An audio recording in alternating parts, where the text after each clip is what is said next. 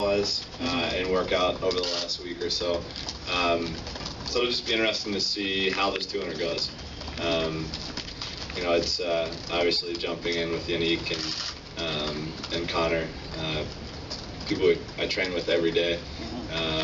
It'll be fun to hop in and really race these guys in their best events. I mean, I think the biggest thing is just to see what kind of shape I'm in to swim a 200.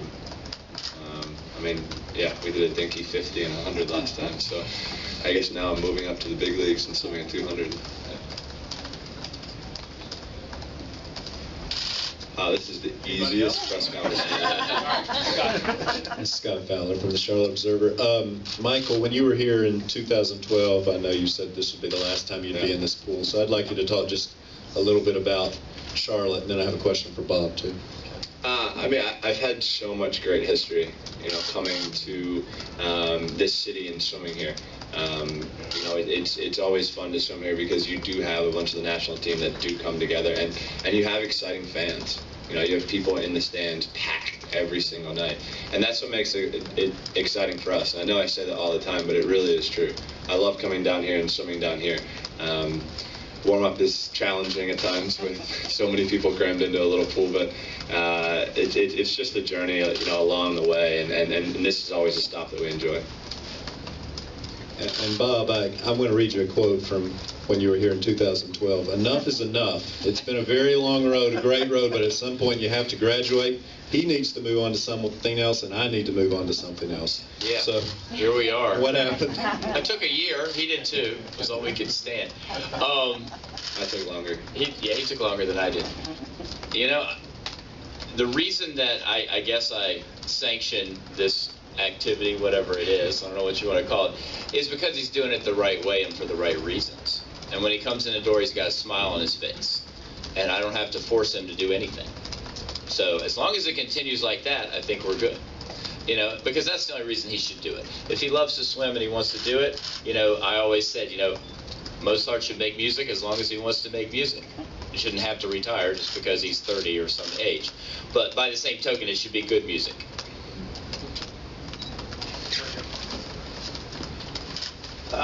Joe Posnanski from NBC.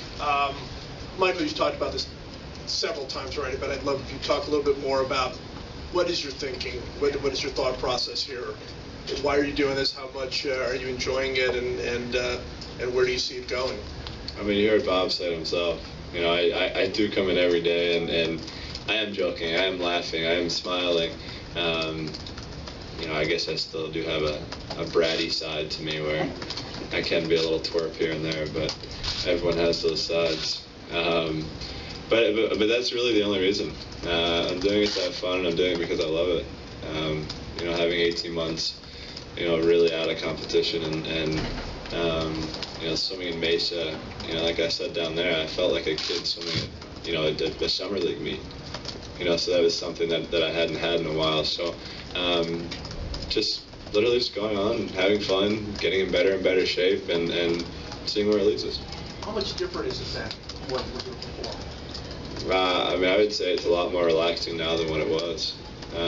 You know, because exactly what Bob said. You know, we're enjoying it. You know, it's not pulling teeth and, you know, forcing me to do something. I'm doing it because I want to, and I think that's something different now that, you know, it's probably a little challenging at the tail end of, you know, going into 2012. You know, I guess probably a little. After 2008, I mean, it was challenging to really get back, and you know, 2009 was decent, 10 was terrible, 11 was mediocre, and you know, we were able to put something together to be able to finish pretty strong in 2012. So, and I think Bob can agree with this, that was by no way, shape, or form easy for either one of us.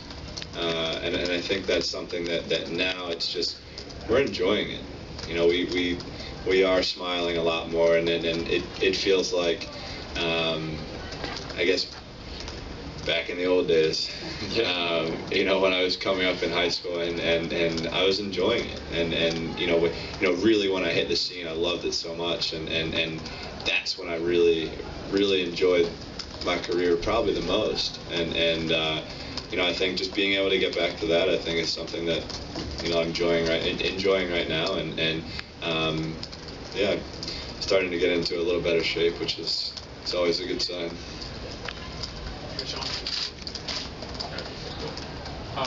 For football players, when they retire, the following, when they sort of had that itch, like, I need to go back, it's usually the following season, game 1. For you, can you describe where you were, what you were doing when you first said, man, I'm itching, I gotta go, I gotta swim? I don't think that's the time to share that story, when I got arrested.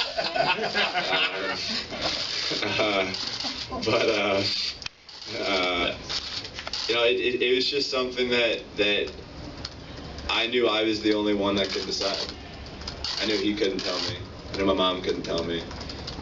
Nobody could tell me when or if I was going to come back and swim. I just had to find it myself, and I did so much and traveled the world, and I guess attempted the sport of golf. Jeez. Frustrating, but I enjoyed myself, and I just missed it, and I am at a fairly young age, I like to say. I don't feel that way all the time, but I'm at a young age that I have an opportunity to do something that I love, and to do something I enjoy, and there's no point to ever let something like that go past you. Chris got it, Joe.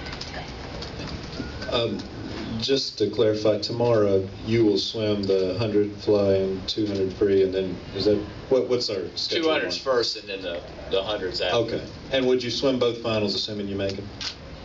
I think we're going to make a decision after the morning, see how it goes. I follow what Coach says. Well, number one, got to make the finals, and then we'll decide if he's going to swim or not. But I don't know. The way that the Grand Prix are formatted now, where they only have the A and B finals, it makes it real tough to do those doubles. I'm not always a lock to get in the top 8. So we'll have to see how it goes. Hopefully, but not yet. Yeah. We got to work for that. But. Yeah. Bob, can you talk a little bit about that stretch? Obviously, after 2008, and doing so much and so well, and then decided to come back and try to do it again in 12, and how hard it was. Right. Did you ever think he was going to come back? Did you want to come back? Not in a million years. And honestly, I had taken a year off, and had come back before him in May, and I don't know, kind of felt like maybe this is what I do, so I just need to keep doing it. And I had a great group, and it was fun to do. I do remember you sent me a text, right? Like, it's funny, once he stopped swimming for me, we communicated all the time. Whereas usually the last 4 years was not happening. I just read the text and then and he sent me this text. He's like, yeah, you guys I might come up to Colorado and swim for a week. And I was like, no. Not really. I mean, that's the first inkling, before you'd even talk to me. And I was like, since he has kicked and screamed going to Colorado for the last decade, I'm not really sure why he wants to do that. So that's kind of how it started. But we had a talk at the end of last summer, August, right? And it was pretty serious, and we kind of laid out the things that had to happen for him to try to swim again, and the things that were important to me. Mainly that it not be a hassle, that it be something that he really wanted to do. Don't turn the hair even more gray. Yeah, well, it's falling out. That's the next step. So there's only so much left. But I think after that I felt good enough that if he wanted to try it, he could try it. Yeah. So that's what happened. And it's been great. It honestly has been great. And it's been great because we're not quite so, what's the word?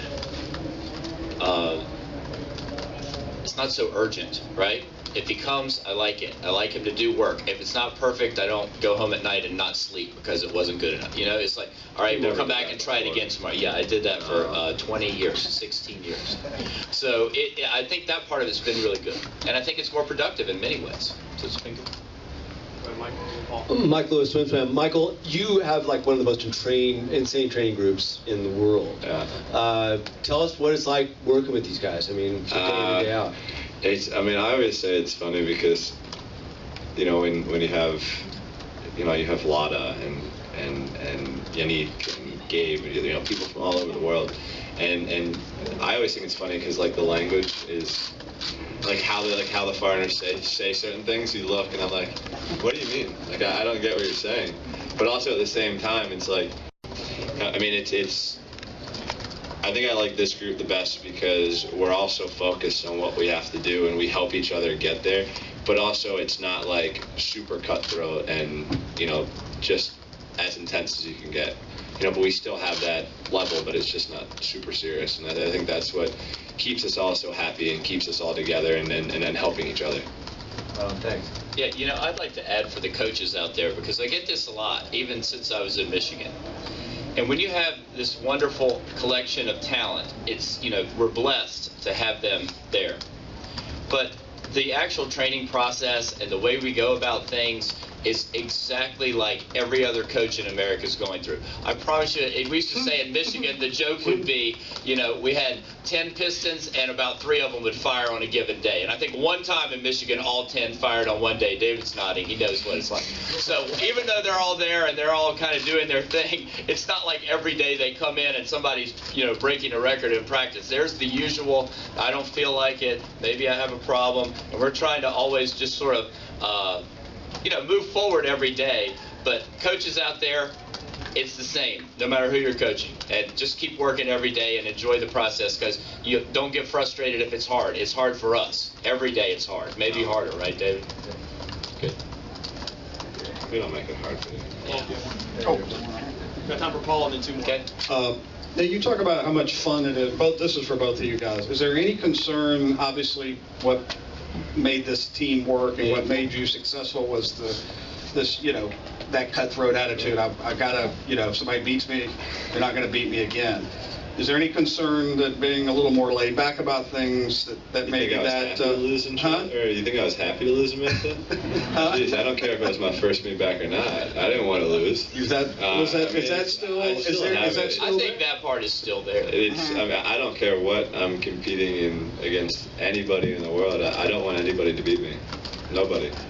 And that still is the same. I mean, sure, I am more laid back and more relaxed now than I ever have been, and I was saying that going into 12, but that's still, I mean, he's heard me say a couple comments that will probably still show how fired up and motivated that is. I mean, I just hate to lose. Yeah. And I know what I have to do to fix that. Do you, Bob, what do you think? Is that still, do you know? No, I think it's still there, and I think we got to balance that with the amount of work we want to put in to swim whatever program might end up being. Oh, here we go. There goes the word, program. Jesus, start it now. So we're going to find out a little bit more about the program tomorrow, and then we'll know more. I just opened up a whole another line of questions. Way to go. What is the program for Rio? There is no program. There you go. There's just a program for Charlotte. The first one, Paul. You're the first one to ask that question. 5, 6 events? What do we care? We'll see how it goes tomorrow and see what happens. But I wanted to say that, you know, we love coming to this competition, and the hosts are so good. The city loves swimming. And I understand that there's going to be some news coming out this afternoon that's very exciting about the future of swimming in this city. And anything that can improve the infrastructure for swimming here is a great help, not only to the swimmers in Charlotte, but to all the national team swimmers that want to come here, and to USA Swimming in general, because, you know, SwimMac is one of the most important clubs in America, and anything they can do, or the city can do, to help add more water, maybe better competition facilities, I think is really going to help USA Swimming. So it's very exciting, and I know that these guys will be talking with you later. But I just wanted to say that it's, for us, it's something that's really important, and it's good to hear.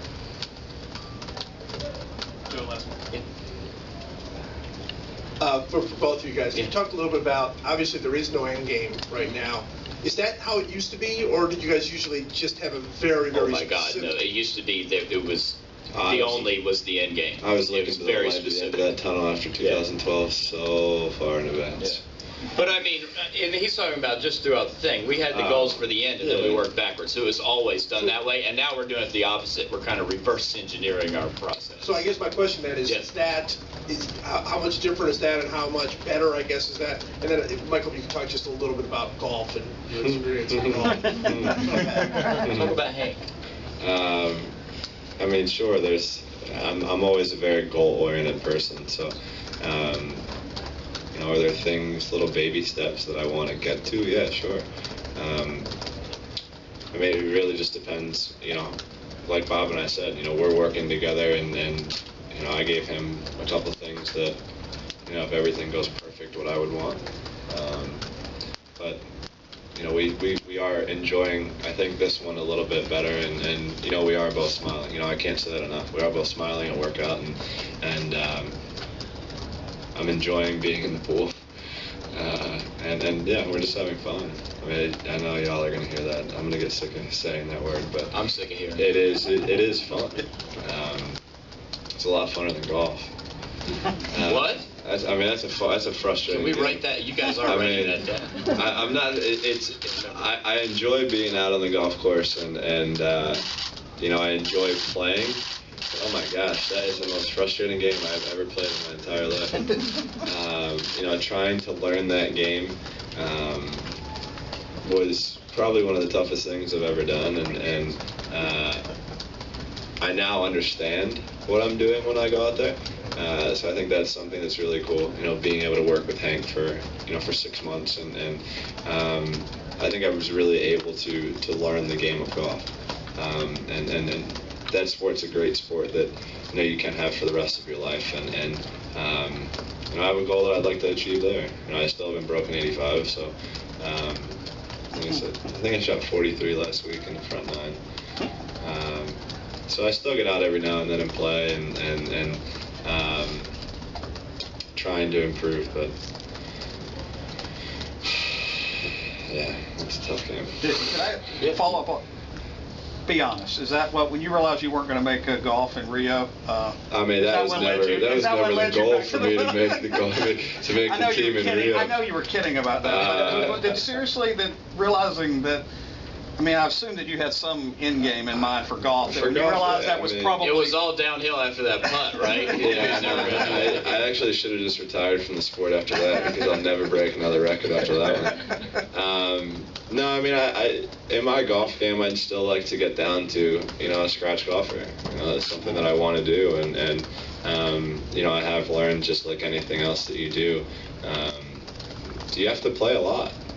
You know, you have to play every day. You have to hit balls every day, and work on. You know, for me, my biggest thing is short game. I can't chip at all, and hitting the ball straight, it's really challenging for some reason. So there are a couple things that I need to improve on, but you know, that's something that I will have for the rest of my life. And I was just with Hank, I guess 10 days ago, we're down for my Michael Phelps Foundation golf event in Cabo, so we worked together for a couple hours down there and fixed a couple kinks. So hopefully I can get back on the course soon when I get home and play a couple rounds. All right, thanks everybody. Thank you. Guys. We'll have the Swim Mac folks up here shortly.